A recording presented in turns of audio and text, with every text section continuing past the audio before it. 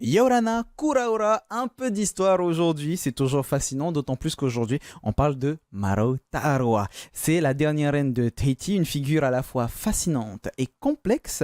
Pour découvrir son histoire et ses péripéties, nous recevons aujourd'hui Corinne Rebo, historienne qu'on ne présente plus tellement, elle a l'habitude de notre plateau télé Yorana. Yorana.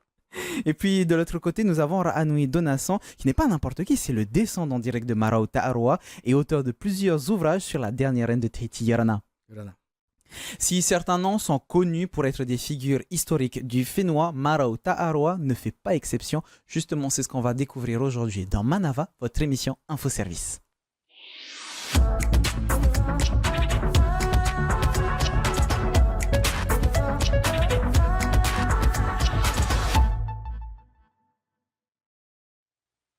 On commence déjà avec sa naissance. Né en 1860 d'Alexander Salmon, un marchand juif anglais, et de la princesse Ari'iweho, dite Ariteimei Wahine, le prince qui vient de loin, et avec la guerre de Feipi en 1815, des conflits vont s'en suivre. Bref, revenons sur notre sujet aujourd'hui, Corinne, sa place dans l'histoire de Maro Ta'aroa, de Tahiti, dans l'histoire de Tahiti. Elle est née un petit peu avant la fin de Tahiti d'antan, le Tahiti un peu plus traditionnel, on peut dire ça comme ça? On peut dire ça, mais bon, le Tahiti traditionnel se termine avec la bataille de Feipi en 1815. Ça, c'est vraiment la fin d'un monde, 1815. Enfin, ce tout début du 19e siècle. Puis, évidemment, on a différentes périodes charnières et on peut dire que Maro Ta'aroa, elle est la dernière reine, la reine consort, hein, c'est-à-dire la femme du roi Pomaré V. Et elle est la dernière de cette royauté des Pomaré. Donc c'est vrai que c'est la fin d'un cycle, d'une période entre la période typiquement polynésienne et puis ensuite, à partir de 1880, ça passe sous l'influence définitive française avec l'annexion. Justement, c'est important puisqu'on a parlé de la bataille de Feipi depuis le début de cette émission-là. Si on en parle, c'est parce que Maro est intimement liée à la bataille de Feipi puisqu'elle avait un descendant. Tu peux nous en parler, Ra'anoui? Oui, exact. Alors donc, Maro Ta'aroa, de par son grand-père, était la petite fille donc, de Tati l'Ancien, donc de Taulatua Ipatea, qui n'était autre que le frère de Opoara, le fameux, qui était le chef du clan des Teva, Opoara, et qui a été à la bataille de Feipi, qui a été tué, qui a été d'une balle tirée par un missionnaire, par un soldat anglais, ce qui fait que ça a mis fin, comme disait Corinne tout à l'heure, à tout un pan d'histoire, puisque à partir de la mort d'Opuara, les marais vont être détruits, les généalogies n'auront plus le droit d'être récitées, les idoles vont être brûlées, les tikis qui n'avaient juste comme rôle que de délimiter les propriétés vont être cassés, enfin, etc.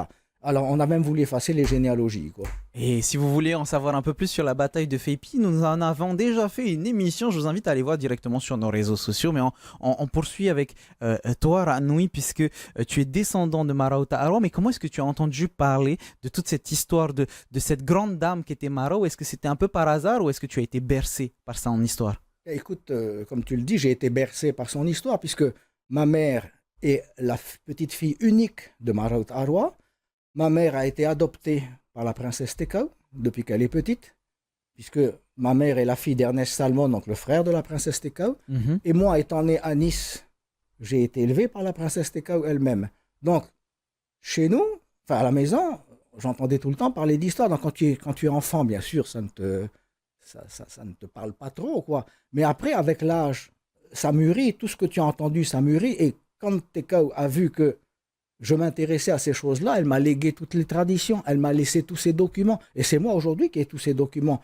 Donc quand j'ai été récupéré avec grande difficulté l'appartement de Nice, qui m'est revenu en fin de compte, c'est là que j'ai pu avoir accès de nouveau à toutes ces archives et que est sorti le fameux livre que j'ai écrit l'année dernière et qui est une pépite en fin de compte, puisqu'il nous apprend une autre facette, enfin un autre éclairage de tout ce que l'on a entendu jusqu'à maintenant, puisque c'est Maro Ta'aroa elle-même qui raconte cette chose-là. Alors justement, on va voir toutes ces histoires-là et ne vous inquiétez pas, on parlera de ces livres tout à l'heure. Ils sont à côté de moi, bien au chaud. On en parlera en fin d'émission. Pour l'instant, Corinne, on parle déjà de la jeunesse et l'éducation de Maro Ta'aroa. Me semble-t-il, elle est partie du côté de Disney, de Sydney plutôt, pour ses études. Oui, alors elle naît en 1860. Son père meurt donc Alexandre à l'âge de 6 ans. Elle le connaîtra très peu. Et ensuite, elle est envoyée à Sydney parce qu'il était de bon ton d'aller faire ses études soit en Angleterre, au Royaume-Uni, Mhm. soit en Australie. Et elle y va aussi avec les enfants Brander, les enfants de Titawa, une autre sœur de Marau. Donc, elle fait ses études à Sydney, ça lui apprend des choses, elle découvre un monde différent, mais en fait, c'était des gens très aisés.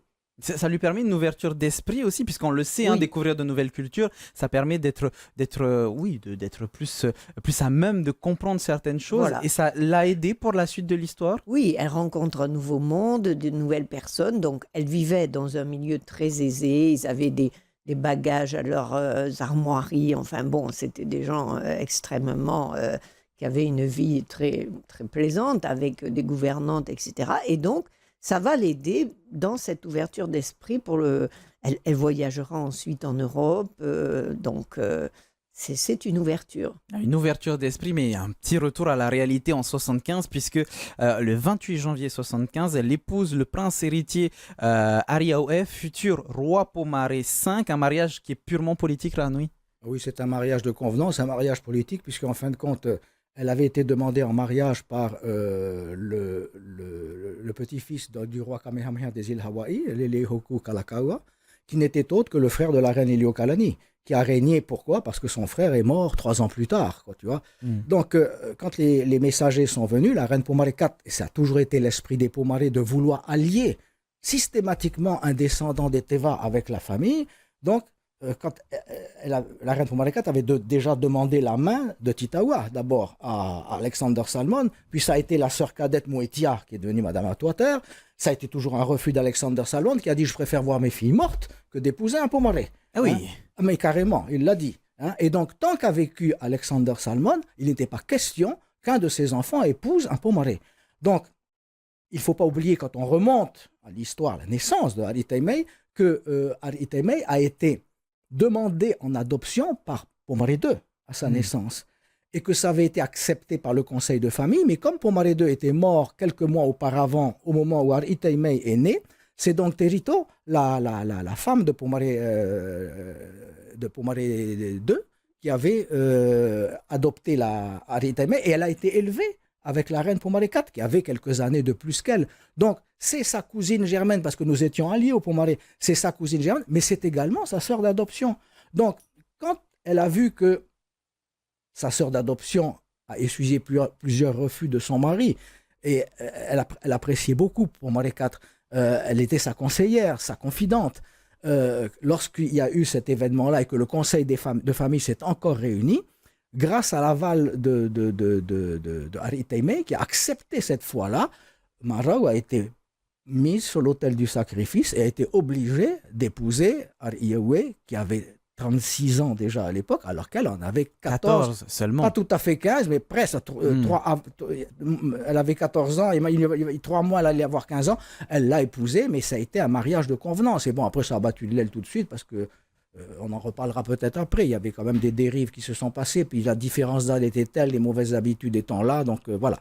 Justement, après ce mariage de convenance, hein, ce mariage purement politique, 2 ans plus tard, la dernière reine en date, donc Pomaré IV, décède après ce mariage de Marau 2 ans plus tard. Donc, est-ce que ça sera un chamboulement finalement, Corinne, vis-à-vis de Marau, de Tahiti en général?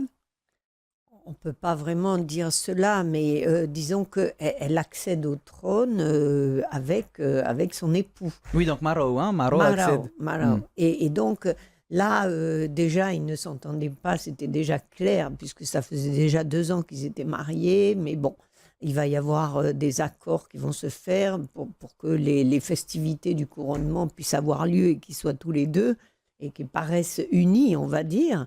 Mais bon, pour elle, elle rentre dans l'histoire d'une certaine manière, parce qu'elle devient, en fin de compte, 3 ans plus tard, elle devient la dernière reine de Tahiti. Mais disons que c'était déjà une espèce de souffrance pour elle, hein, puisqu'il n'y avait pas d'entente dans le couple, Oui. et les choses n'allaient pas bien du tout.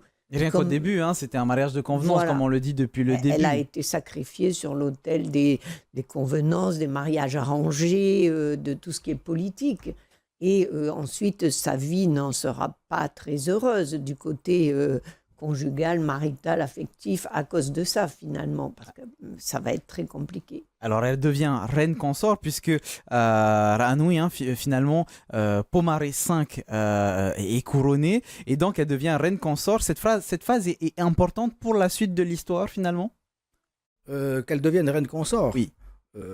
Elle a, personnellement, de ce que je sais de la famille, il n'y avait pas de vie de cour tellement à l'époque, quoi, tu vois. Il y a eu le couronnement dont en parlait Corinne, si tu veux, mais après, il y avait des protocoles qui étaient respectés, il y avait des réceptions qui étaient données, mais là où c'était le plus important pour Marao elle-même, je parle de Marao, donc de mon arrière-grand-mère, c'était quand il y avait des réceptions sur les bateaux des officiers de marine, où là, elle était reconnue à son rang, elle était appelée Votre Majesté, alors qu'avec Pomaré V, elle était traitée comme la dernière des souillons du coin, quoi, tu vois. Donc c'était... Ah oui, quand même. Ah oui, mais carrément.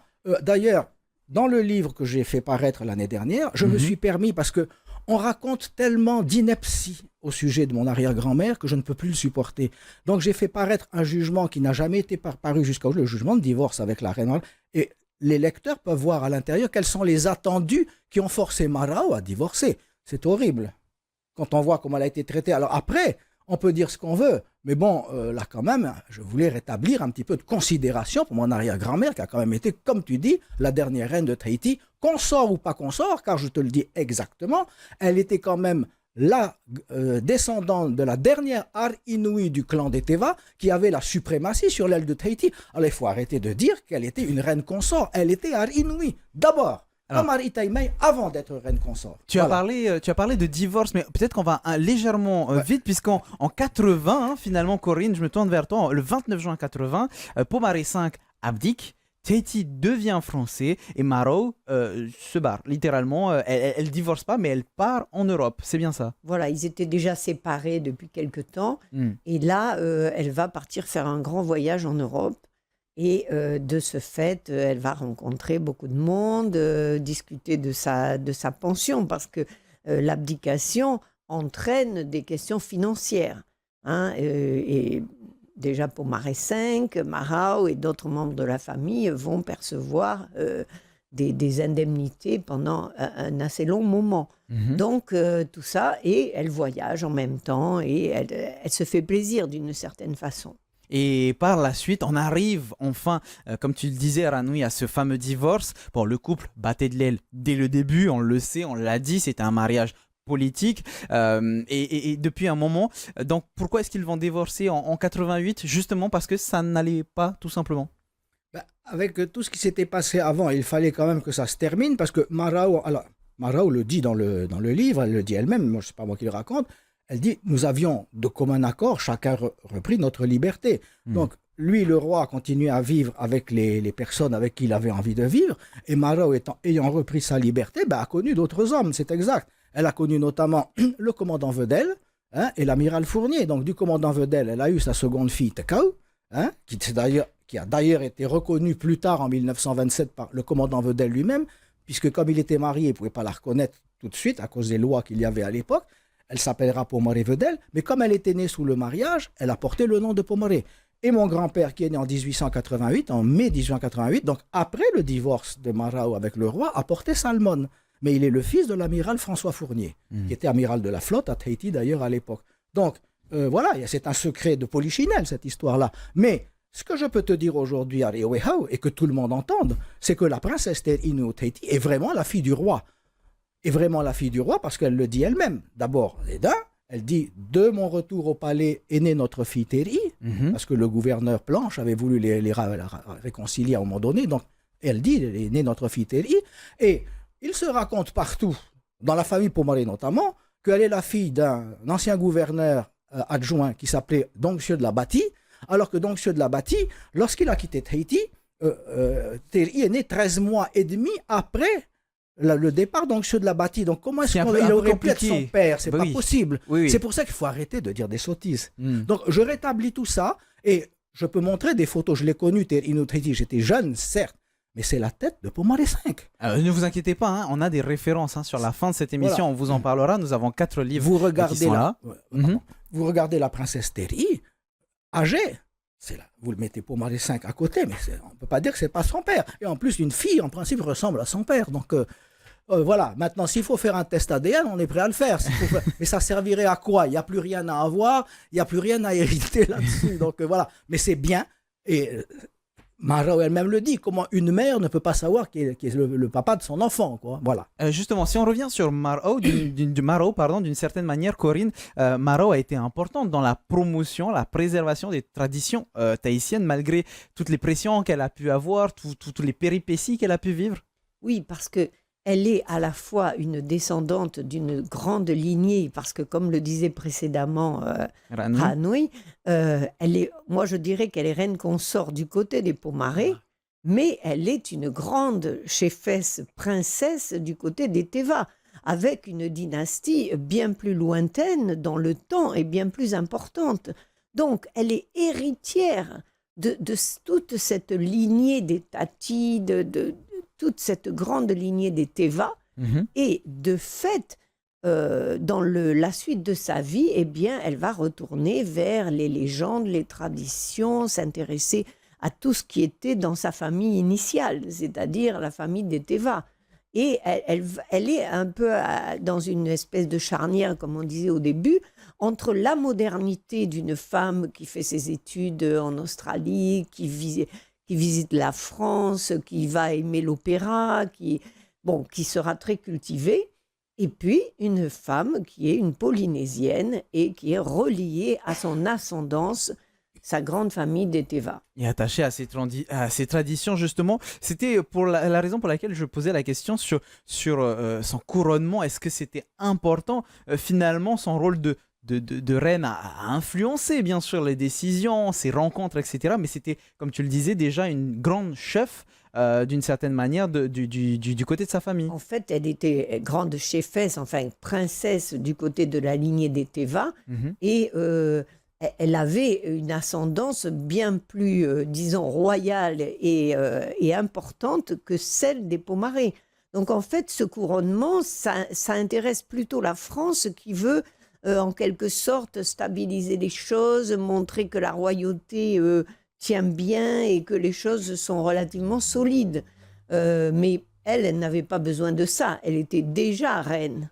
Ce qui est important dans tout ce que vous dites finalement depuis tout à l'heure, c'est que Pomaré IV, Marot Ta'aroa, Aritaimei, Ra'anui sont toutes des femmes importantes qui ne se laissent pas faire finalement.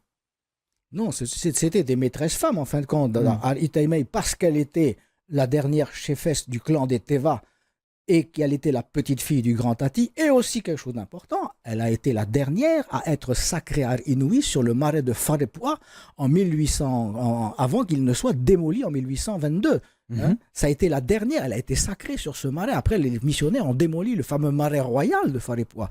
Donc, elle portait ça en elle, et elle a transmis à ses enfants, et Pomaré IV, pareil. Pomaré IV était quand même une reine accomplie dans le sens où c'est elle qui a quand même duré 50 ans d'histoire pratiquement sur Tahiti. Donc, deux générations entières ont grandi avec la reine Pomaré IV. C'est un peu comme la reine Victoria tahitienne, si je peux dire. Et une bonne transition avec Marot, finalement, qui a repris... Avec Marot, qui en fin de compte, après l'annexion, elle a continué à avoir cette espèce de rôle de consultante royale qu'on lui faisait. Par exemple, comme disait Corinne, elle avait été à Paris, elle avait eu des contacts avec Jules Grévy, avec d'autres grands de ce monde. Elle avait toujours gardé des relations épistolaires avec ces gens-là, ce qui fait que lorsqu'à Tahiti, un Tahitien avait un problème de X ou Y, elle écrivait à ces gens-là et elle arrivait à solutionner le problème. Donc, elle était très écoutée, elle était consultée souvent. Donc, toutes ces trois femmes-là ont mené une vie très importante et elles étaient reconnues à l'époque. Le pouvoir de la plume très important puisque on parle souvent de Marot comme d'un pont entre les traditions et le monde occidental parce qu'elle a permis finalement, Corinne, la transcription des mémoires de sa famille, la publication des récits historiques de Tahiti. Donc c'est réellement un pont finalement entre ces traditions et cette modernité, comme on le disait en début d'émission. Exactement, elle a été le lien entre le passé et le présent, entre ces traditions familiales ancestrales et la modernité. Et elle a parfaitement réussi ce parcours. Donc finalement, il y a presque un devoir de mémoire, j'ai envie de dire, qui a été finalement conclu, on va dire. Il y a une conclusion à toute cette histoire, puisque tu as retrouvé en 2019 un fameux manuscrit à Nice, et c'est comme ça que t'es venu justement l'idée de faire tous ces ouvrages ici présents. Voilà, alors l'ouvrage que j'ai retrouvé à Nice avait déjà été fait, il aurait dû être publié en 1934. Ça n'a pas été fait, là, pour quelle raison, je n'en sais rien. Mais, comment dirais-je, Marao, ce qui a déclenché son envie de transmettre tout ça, c'est l'épidémie de grippe espagnole, où elle a vu tous les anciens disparaître et les jeunes générations montantes qui ne connaissaient rien. Donc elle se dit, si je n'écris rien, si je ne laisse rien, comment ces jeunes vont connaître l'histoire de leur pays? Vous vous rendez compte que jusqu'à aujourd'hui, ce sont des livres de référence. Les mémoires de Maraout Arwa qui vont être bientôt réédités, mais les gens, même à l'université, on les étudie encore. Là, le livre que je viens de sortir, je sais que ça a eu un franc succès puisque ça a été le best-seller de l'année dernière. Donc franchement, c'était des femmes d'avant-garde. Marao avait cette volonté de pouvoir transmettre la tradition et jusqu'à aujourd'hui. Personnellement, je suis le dernier qui reste. Donc, si je ne transmets pas, comment vous allez savoir quelque chose? Je suis obligé de transmettre. C'est pour ça que j'écris. Une transition avec justement toutes ces histoires qui sont transmises et sur la suite, on découvre finalement que Maraout Arwa, avec tout ce que l'on a dit aujourd'hui, n'était pas non seulement que la dernière reine de Tahiti, c'était une femme d'influence, de diplomatie, de courage finalement. Et on a rencontré dans le cadre de vos questions express Terupe Salmon, un des descendants de la lignée, non pas de Maraout Arwa, mais de Ariweho, devenu Ari Teimei, et qui nous parle de l'importance historique de ces grandes dames. Je m'appelle Terupe Salmon, je suis le descendant de Tati Salmon, le frère de Maraout Arwa, la dernière reine de Tahiti.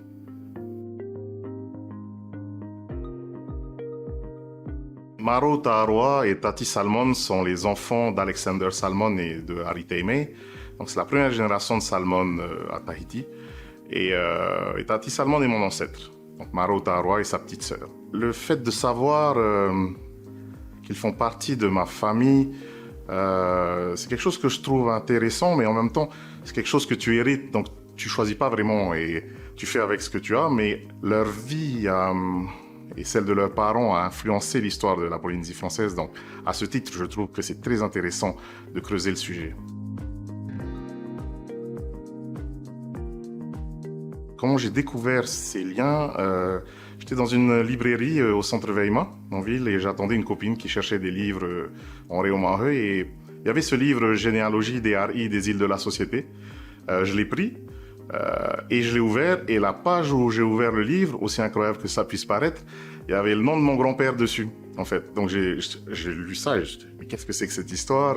Qu'est-ce qu'il fait là, mon grand-père? Et dans ce livre, j'ai pu retracer toute la généalogie à partir de mon grand-père paternel, donc Stélio Salmon, et 45 générations au-dessus de moi. Donc autant dire que j'ai rencontré beaucoup de personnages du passé dans ce livre, et c'est comme ça que j'ai su que je descendais de Tati Salmon.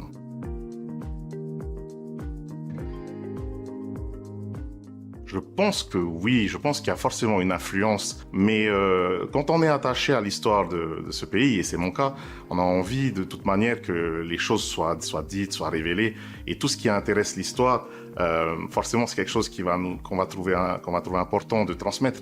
Mais oui, clairement, c'est très intéressant pour moi de savoir que des membres de ma famille ont participé à des moments historiques du pays.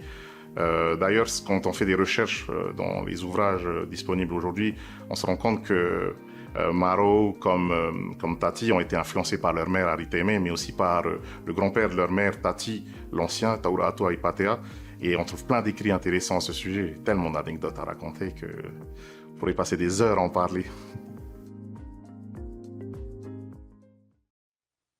De retour sur notre plateau avec des références, et aujourd'hui que des livres, si jamais vous voulez vous renseigner un peu plus sur ce sujet. Nous avons déjà reine et chefesse de Polynésie au 18e et 19e siècle de Corinne Rebaud, ici présente.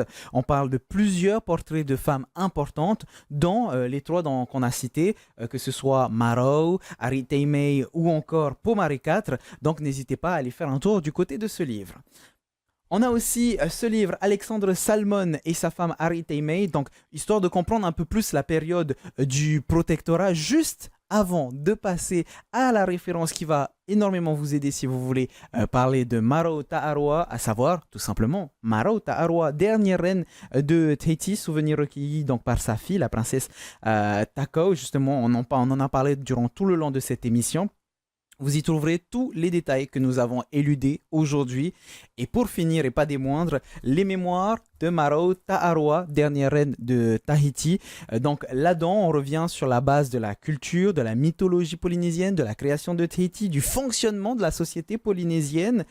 Et ce livre sera en plus réédité en décembre. Non seulement il a été écrit par Maro Ta'arwa et traduit par sa fille, la princesse Takao, mais en plus de ça, il sera réédité en décembre. Alors restez aux aguets.